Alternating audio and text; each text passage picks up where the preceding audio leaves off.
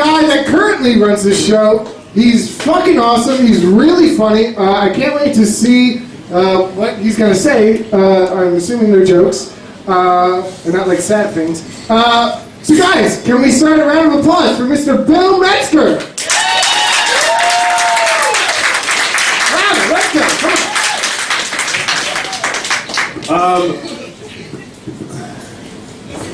I'm sure you guys have all seen the campaigns against cyberbullying that have been going on recently, but everyone's cool to just be like, yeah, everyone's fucking, fuck you, you piece of shit, on your Twitter accounts. But that was awesome. Yeah, we'll help you fucking make this girl feel like she's horrible.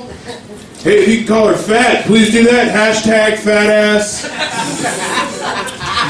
Check this out. The next time you get pulled over by a cop, I don't know about you, but I keep my registration in my glove compartment. I think that's just like standard. So you gotta get it, because they ask you for your registration. Here's what you should do when that scenario happens. It takes a little bit of preparation, but you should fill your glove compartment with dildos. Not like a lot of dildos, like to where you have to have someone else hold them in while you close it, so that they just come tumbling out. The cop. And you have a few options. Now, if you're like really into it, you could buy some vibrating ones, and as soon as you get pulled over, like turn them on and put them in there so that they fall out and just like buzz on the floor. So, as soon as that happens, you have a couple of options. You could say something stereotypical like, oopsie! Like maybe alluding that, you know, you're trying to get it in the cop's face so you can blow him. But just to see what would happen. No, seriously, you guys should do this. Or, the other thing you can do, this is a great prank, is just get real defensive that you have all those dildos, and you can just be like, yeah, those are my fucking toys, what of it? Quit looking at them, faggot! Like, that's something, that's fun, especially if you're like a single mom, and you have like your kid back there. That's fun, and I don't think that the cop would give you a ticket, because he'll laugh. He'll be like, oh man, stories from the force. I think that's, for the longest time, I kept a get out of jail free card in my wallet for when cops pulled me over. I swear to God, the only reason I don't have it is because I kept it for so long that it just wore out. And I didn't want to ruin another Monopoly set. Not that I play Monopoly all that much, but like, because I thought it would be the funniest thing to give it to a cop, because my thinking was that like if I was a cop, I would still have a good sense of humor, and if someone gave me a get out of jail free card and it was just like his inspection was a couple days overdue or something, I'd be like, I would think it was funny, I'd let him off, blah blah blah. So I only gave it to a cop once, and I don't know if there's a right way to give a cop a get out of jail free card, but I feel like I did it in the wrong way, which is when he asked me for my license, I just handed him did like a 2-finger pass of my license, and then underneath the get out of jail free card, and so he definitely just looked at the card and was like, what's this supposed to be? And I was like, oh, did I hand that to you? Like, so totally, basically trying to take back that I like offered to blow him. Like, it's just a joke, but like, I don't want to suck your cock to prevent this ticket from happening. Has anybody ever done that, by the way? Just curious. Maybe somebody would say yes. I was at a business meeting. It wasn't a meeting, it was a class. I'm sorry. Let me get my shit straight. I was taking like this class for work, and it was like one of those like manager, fucking learn how to be a manager or whatever. By the way, if anybody, I'm the boss of like 160 people, so if anybody sees this online, I'm fucked. So let's hope Google's down. They That's what they do on the 18th when the fucking Google's down. So I'm in this class, and they did an icebreaker, and I hadn't been in an icebreaker. You know, in the beginning of a class where they're like, let's all get to know each other and tell us why you're here. It was weird because I used to be really worried about icebreakers because I was trying to fuck people, like when I was in college, and so I wanted to seem really interesting, so it would like freak me out when an icebreaker would come up because I'm like, oh, I'm gonna be interesting and have something, and I'd always like fail horribly. Like one time I said that I hydroplaned once. I was like, one time I hydroplaned, and I was like, oh my god, I'm gonna crash. Like that was my interesting story. And then the guy right after me was like, he was like, my uncle owns the world's largest lawnmower, and everybody's like, whoa! He's like, yeah, it's like 2 stories high, and like 40 tractor engines, and we talked about it for like 10 minutes, and I was just like, fuck. Well, I bet it didn't ever hydroplane with all those engines and the tractor treads. I don't know. So the thing is like now they suck but in a different way because now I have to. I'm not trying to fuck anybody because it's all just like everybody who was in that class is like 40 and they're there because they are trying to be a better manager. Like who wants to fuck that? It's gross. But I did have a hard time trying not to say just weird. You saw the little fucking dildo glove compartment thing? Like, that's not something that I'm just thinking about for the 5 minutes I'm up here. Like, I'm at the business meeting and it comes to me, and when I'm supposed to say an interesting fact, I really, really, really want to be like, well, my name's Bill and I'm fucking rock hard right now. I don't know if it's all this management talk. God, I wish I had my stuff with me. I'd fucking jerk off right here. Like, I just want to, just to see what would happen.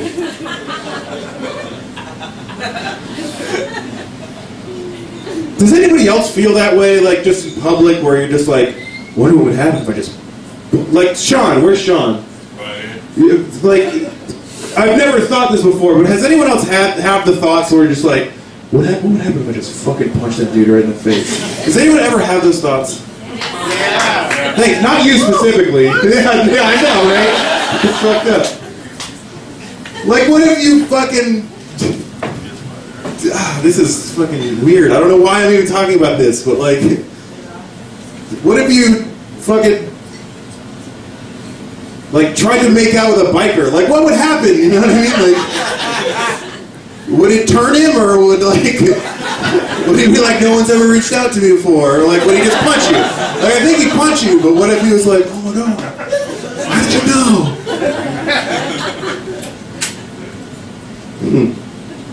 Isn't that funny when people come out and you just, like, already know they're gay?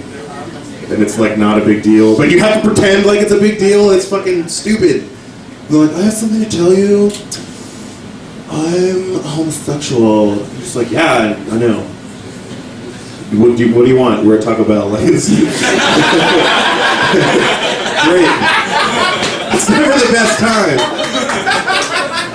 Because they have to build up to it, so it's just like, no. I literally have, it happened to me, that's why I bring it up. Somebody was just like, I have some news, guys. I had a guy come out to me, I was with, like, it was like 4 people, myself included, and this guy, who ended up being gay because he came out to us. We were on the way to an Eminem concert, and I was like, now is the fucking time? And he's like, Eminem hates gay people. Like, what are you doing here? I'm not going to protect you. Is that why you're coming out now, as opposed to, like, after? Like, I wouldn't have figured out, why are they beating Ryan up? What? They don't even know Ryan. Why would they beat him up?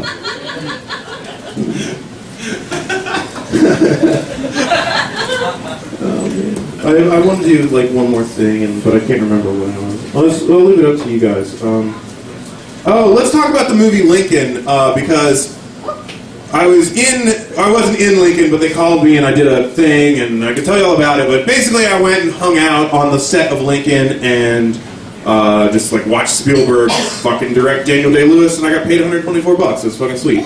So, but there was this one scene where Daniel Day-Lewis, so the scene I was in, Daniel Day-Lewis, Lincoln there, sorry, Abe Lincoln, he's like fucking Lincoln when he's on the set. So, Abe Lincoln and his son, who is, that guy. Joseph Gordon-Levitt's there, he's his son. And there's an argument between Lincoln and his son, and Joseph Gordon-Levitt's like, this isn't my fucking war, Dad. I don't know that's not how he talks, but that's just, I like that. I like thinking about that Joseph Gordon-Levitt's like, I don't want your life. Like, that would be awesome if they worked that in there. Like, it's not my fucking war. So he's angry at his dad, and he's screaming at him. Now, there was the argument that they have was like a long scene. It was like 2 minutes. So all the assistant directors and shit were telling everybody, like, giving people directions, like, you walk across the street there, and you guys are to come here, you're gonna walk down. They're like, if you're, like, nobody looks at the actors. Don't acknowledge that the actors are there. Don't look at them in the eye. And at first I was like, oh yeah, cool, because we might ruin the scene if we're, like, staring at them or whatever. But then I thought, like, it's the fucking president. Like, no one's gonna be looking at the president, Abraham Lincoln, like, getting in a fight with his son. That's like if Obama was on the street and just smacking his daughters, people would be like, don't look at him, just keep going. He's the president, just don't make eye contact with him. Nobody make eye contact with the president. Like, how fucked up would it be if, like, before Obama did his speech, some dudes came out, like security guys, they were like, listen up everybody, no one looks at the president. No one make eye contact with the president or people leave. Also, don't complain when he hits his daughter. He doesn't like when you complain about that. All right, it's been a lot of fun. We have another half of the show. It's going to be fucking awesome. Stick around. Thanks, guys.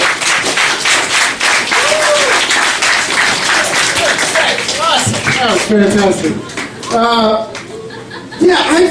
I forgot that the Lincoln shit was going on. Like, I got here on the 17th of December, and I was so excited, like, oh, all these people, because, like, in Chicago, they shoot, like, Transformers, like, but it's shit. That's not a good movie at all, but they were shooting fucking, like, you were in it, right?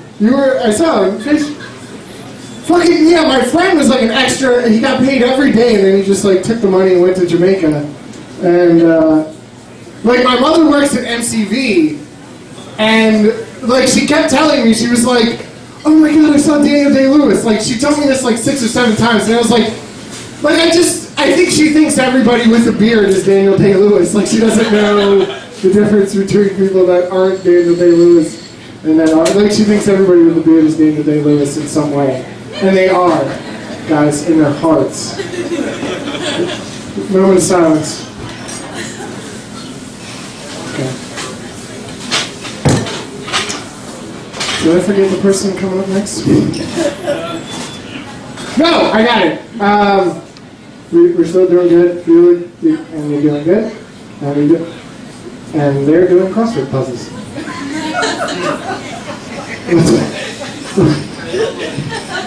Does anybody see that?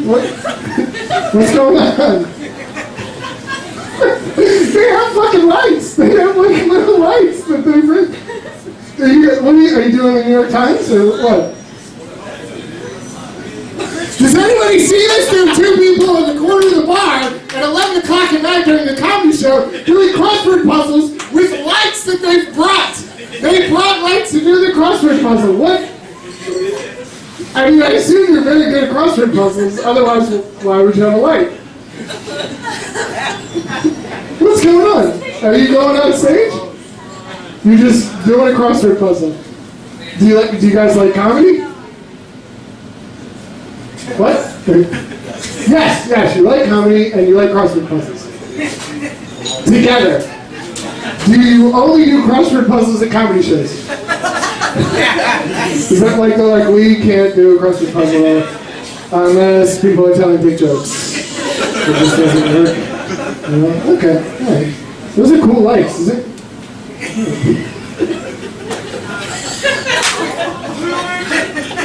I've never seen that in my life.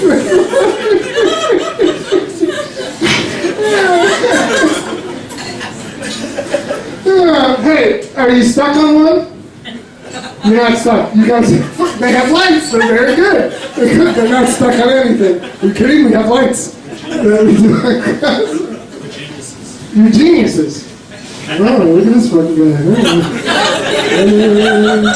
57 across. I got it. Shut up. Alright, cool. Alright, I'm gonna bring up the next guy. Guys, the next comedian. He's a guy, he's got jokes. Let's remember not to talk during the comedian's acts. You guys are doing a fantastic job. You've been an awesome crowd. We're having a lot of fun. Please put your hands together for Mr. Steve Howze. Guys, Steve Howze. Get loud. Here we go.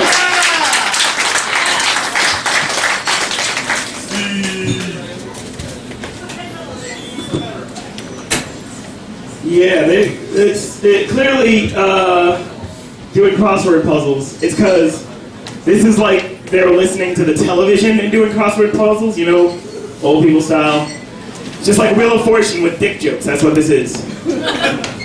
Vanna White. You are Racism. R-A. Martin Luther King Day. Bam! First black comic. Got it out in under 30 seconds. You're welcome, Cafe Diem. I celebrated. I called 3 old white people bitches in my head. So it's been a record year for me. It's interesting because I grew up in New Hampshire, which is a thing. I don't know if you guys would understand why. And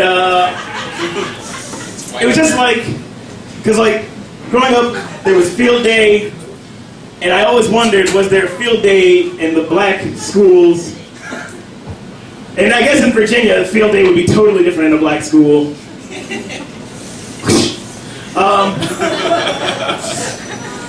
But like I would imagine that field day in a black school is just college recruiters standing around watching 8-year-old black kids run and jump. You know, just that for like half a day. They go home. Oh, good job, Keyshawn. I like the way you handled those tires, buddy. Yeah. You know, Ohio State has the best gummy worms. Oh, what's that? Oh, white women. Oh, you're perfect. You grow dreads and we'll see you in 10 years. If you excuse me, I'm going to go change the test on your spelling. The score in your... Whatever, it's an open mic. You guys don't remember the last part. Just remember the part where you laughed and it was good. Yeah. I don't know. It was like, and like, people would try and set me up with their friends that like dated black guys exclusively. Like, oh no, I got a girl for you. She loves black guys. There you go. And it's like, she probably does. But she doesn't, this isn't what she's looking for. This is not what she wants. I was raised in New Hampshire. Like, I like the white stripes. I got nothing for her. All right, Richmond. Yeah. Thank you for being Richmond. What am I going to say? Just like, oh, those are very nice hoop earrings you've got there. I like that necklace with your name on it. Is that a baby fat jacket? This can't, I'm sorry. We're gonna have to leave this Wendy's. Because that's how you treat them ladies. So yeah, Martin Luther King. Everybody's been talking about racism. I guess it's my turn. Racism, right? We all want it to end. It's just not gonna. But the least it can do is become more accurate, right? Because, like, the racism of today isn't our grandfather's racism. There was a time when they said Chinese women had sideways vaginas. That's crazy. Used to say black people had tails. What? God damn it, Sean. You're just fucking them on their side. You say black people have tails. Like, right now, the racism progression is going to end where you start making fun of black people like black people would. That's what I hope my child grows up in. is that like now they're like, oh, black people, chicken and basketball, black guy. I just want my kid to grow up where they're like, it smells like cocoa butter and hot sauce. Good, we're moving forward. That's closer to black experience. That's an idea. So you ever think that like American Indians get really pissed off at Tea Partiers? Right? Keep America the way it was always. Define always? Like, I don't know, it's crazy because this country is full of states and towns that are named after the people that got kicked off the land. It's like, we are the tribe of Powhatan. That's fucking adorable. We're gonna name that. Yeah. What is a boundary? What do you mean that? It's all the same. I don't know. It's like today, if that happened, it would be like a group of white people going to Compton and they're just like, but what do you guys call yourselves? Niggas. Oh, that's awesome. We're gonna name all this niggas. We're gonna put a Forever 21 there and a Starbucks there. You guys are gonna have to leave. What do you mean? You niggas are gonna have to go. What? Tony said I can't? Oh, come on, Tony. He's black, it's okay. Hey. Woo! Dr. King, so sorry. I apologize. Oh fuck it, this whole bar is full of 80s babies, right? Woo! Yay! Go us, right? Our generation is in such poor shape. I'll be honest with you. Cause like, nobody wants to grow up. I know I don't want to do it. But like between like YouTube and like box sets of Ninja Turtles, we can keep living like we're 8-year-olds well into our 30s. That can't be healthy. But it's not like real adults made that shit look cool growing up. It's like you complain about your knees, taxes, your ungrateful, shitty children. Who wants that? I don't want it.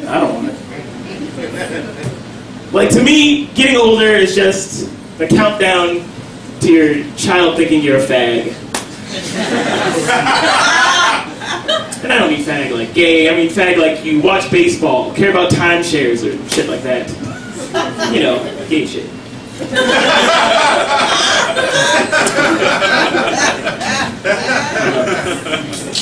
I've come to realize that like young white people, man, you guys really like pissing off old white people. It starts so early too. You're a fucking bitch, Mom. You're a fucking bitch. Going to my room with a lock on the door. Don't you fucking come in my room! I'm listening to Slipknot. Punching holes in my doors. You guys. Like, and I get it, because like that's why white people gravitate towards like hip hop and black culture. It's all about making the establishment uncomfortable. It's called the do-rag, Dad. But like, if you really want to make old white people uncomfortable, just live like Mexicans. See, old white people hate Mexicans. Like, if Mexican walked in now, you would hear the air escaping small white noses. Just that uncomfortable, you know? And it might not work, admittedly. It's not an exact science. But it definitely would stop us from talking about reparations. I'm just saying. Like, if we were just like, you know, I used to be about reparations, but last week I saw a white guy try and sell a bag of oranges on the side of the road. We're good. We are even. We are even. Because, you know, Dr. King's dream was for white people to live like Mexicans. My name's Howze.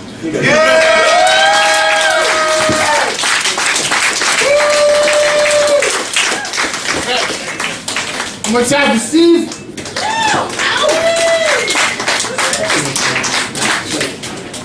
Steve, you had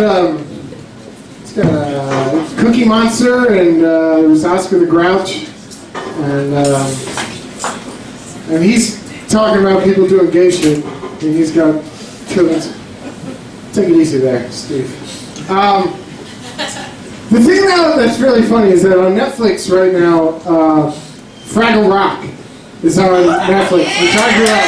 Yeah, exactly. I grew up with Fraggle Rock, and when I watched it, I was reminded that there's this weird thing with like 80s children's television programming where like there's a bunch of puppets and then like an old guy. Like one old guy in a world of puppets. Like Fraggle Rock, Sesame Street, Muppet Show, right. What the fuck is going on where it's like, yeah, the idea is we got a bunch of puppets and then like a geriatric. Like, some fucking really old guy, and he just hangs out with the puppets. And the funny thing is that, like, you think about it, and I was trying to... Eureka's Castle is the only show that didn't have an old guy hanging out with puppets, and that was not as popular a show. Oh, yeah, think about that. Exactly. What the fuck is going on in 80s television programming where they're like, yeah, we got puppets and an old guy. That's the show. We need an old guy with the puppets. No old guy, puppets. Not as successful. It is just something I never seen. That guy on Fraggle Rock is old as shit, too. Like, he fucking looks like a drunk haggard, and then he's talking to puppets that eat things that they build. Doesn't make any sense. And then, like, the one character on Fraggle Rock is, like, there's a theme, too, of, like, fucking children's programming is annoying as shit. You don't remember that, but, like, the character's voice, the, like, green one on Fraggle Rock, does anybody remember it? I think it's fucking really annoying. It is, like, the most annoying sound that you've ever heard. That's it. That's all I have to think about that. Why is there an old guy hanging out with puppets, though? What do you got, Crossroad? Do you know? Right, yeah, Mr. Rogers, right. Old guy, cardigans, puppets.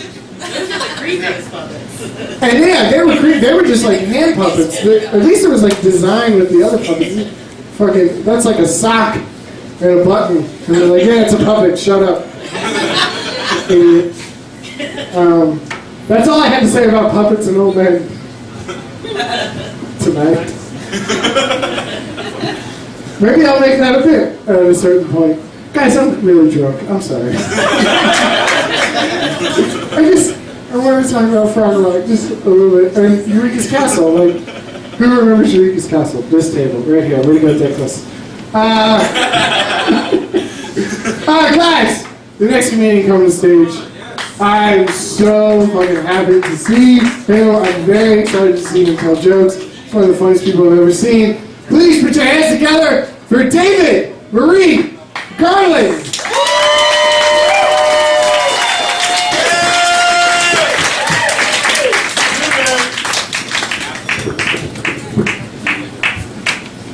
So at this point in my set, you all know me. I've told you a little about myself, and then you know how I love bumper stickers. I'm a huge fan of bumper stickers.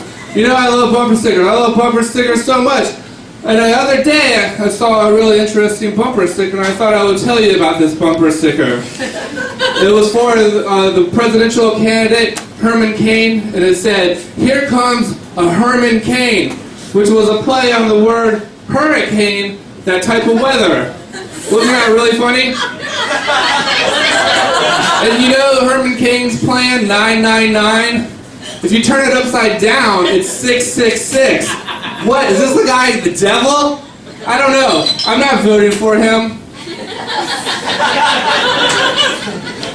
Hey guys, I'm in a Grateful Dead cover band. Yeah, look at me. But here's the catch. We do all originals. Thank you. Hey, when did God get in the sneezing business? It's like, hey, I'm just trying to sneeze. Why do we have to bring religion into this? Am I right? I'm not an atheist, but come on. You like, what do you say when I fart? Hail Mary thing? I'm joking. Knock, knock. It's a joke.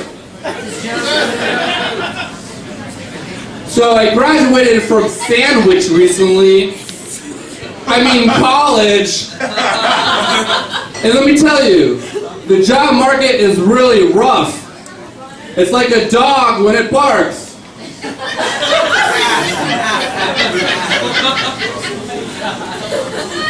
I have 2 different kinds of soap, hand soap in my bathroom, the pump kind.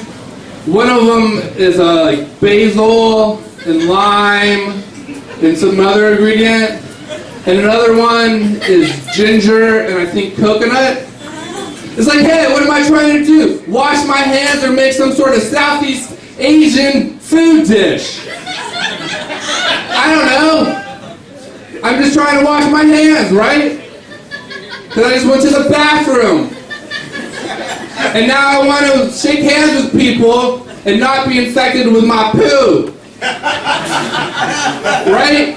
Because all your poo germs go in the air. So it's everywhere. Don't keep your toothbrush in your bathroom. That is very gross. Because that means there's poo on your toothbrush. Ew, you put it in your mouth? Gross. You all are sick. Ew. Ew. What else do you have in there? Your dental floss? Gross. You put that in your mouth? Ew. Bathrooms are gross. Is your shower in there? Ew. That is gross. Why do you have your shower in the bathroom? Gross. Ew.